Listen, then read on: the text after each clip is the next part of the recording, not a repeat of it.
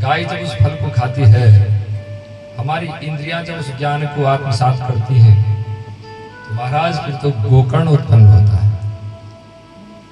गोकर्ण जैसा विद्वान पुत्र उत्पन्न होता है। वैसे ही हमारी बुद्धि जब इंद्रियों से उस ज्ञान को ग्रहण करती है, उस फल को ग्रहण करती है, तो महाराज जो विचार उत्पन्न होते हैं वो गोकर्ण के विचारों के समान होते हैं। फिर तो महाराज सुविचार ही उत्पन्न होंगे। महाराज जब इंद्रियां मन के भटकाव में आकर उस फल को ग्रहण नहीं करती हैं, तो मन से तो महाराज फिर कुविचार ही जन्म लेते हैं, जो द्वंद्वकारी के रूप में उत्पन्न होते हैं। तो बोलो नारायण भगवान की। देवज्ञान तु समाहूय मूर्धस्य पृच्छयत्यतः विवाहे यादृशं वित्तं तादृशं परिकल्पये। महात्म्य में आगे महाराज भागवत कथा यज्ञ की कैसी विधि है, किस प्रकार से इस यज्ञ को संपन्न करवाया जाए। तो कह रहे हैं, सनक जी कह रहे हैं कि सबसे पहले अपने कुल पुरोहित के पास जाओ।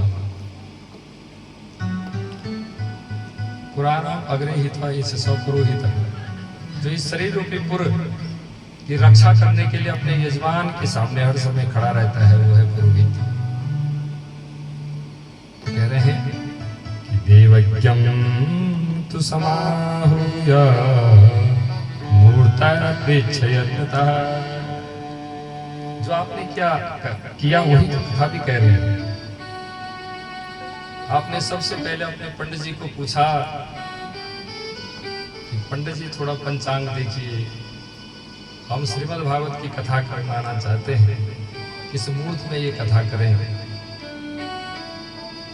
तो मलेठा जी ने आपको सुंदर सा दिन दे दिया जिस दिन से ये कथा प्रारंभ होनी है। तुम्हारा सबसे पहले अपने पंडित जी के पास जाओ, कुल पुरोहित के पास जाओ और एक अच्छा सा मुहूर्त देखो। महाराज इस कथा को सुनने के नियम क्या होते हैं?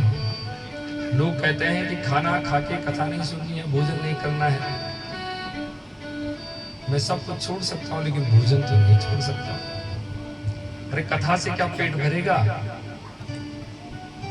सनक महाराज जी ने कहा, रहे ऐसा भी नहीं है। गोकर्ण जी कह रहे हैं ऐसा भी नहीं है। भोजनम तु वरम मन्ये कथा श्रवणकारकम नोपवासो वरः प्रोक्तः कथा विघ्नो करो यदि।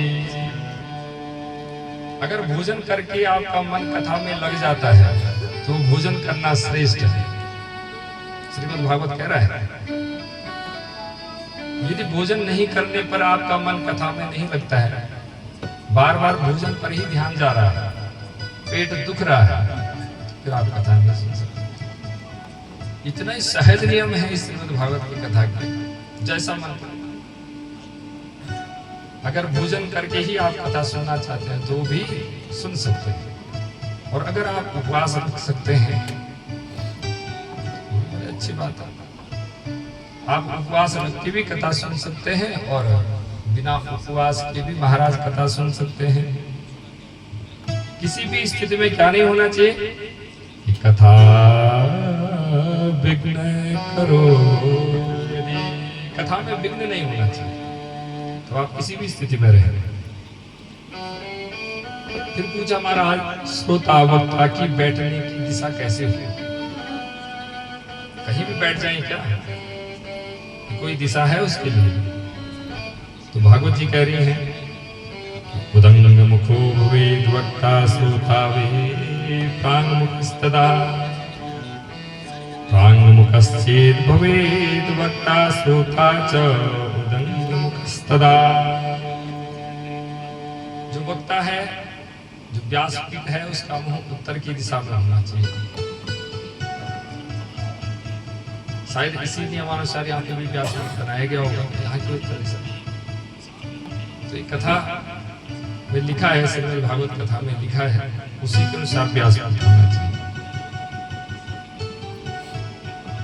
महाराज कथा वक्ता के लक्षण क्या हो, कैसे होने चाहिए? कथा वक्ता कैसा होना चाहिए? विरक्तो वैष्णवो विप्रो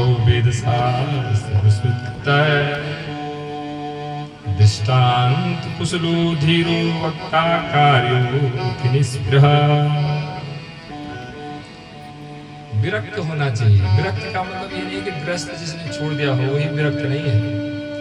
जिसने अपनी इंद्रियों पे संयम कर रखा हो, अपने मन को जो भटकने नहीं देता हो, ऐसा वक्ता हो तो बहुत अच्छी बात है।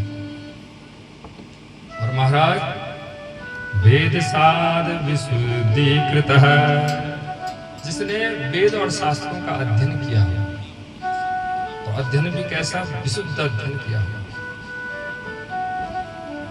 दृष्टांत कुशलो धीरो वक्ता कार्यो निस्पृह। दृष्टांत जो बड़ी धीरता के साथ, गंभीरता के साथ दे, जिसमें कोई उतावलापन न हो,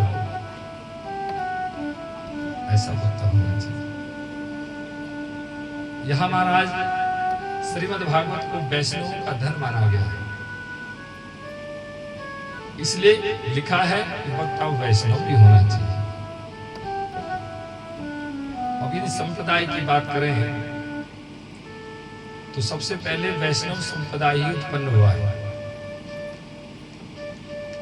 सर्वप्रथम वैष्णव संप्रदाय उत्पन्न हुआ जो नारायण के परम भक्त माने गए। देखिए, संसार में एक चीज कभी नहीं चलती है, एक ही चीज से संसार नहीं चलता है। तो महाराज वैष्णव संप्रदाय के सामने एक और संप्रदाय खड़ा होगा, जिसे शैव का, शैव भगवान शिव के उपासक।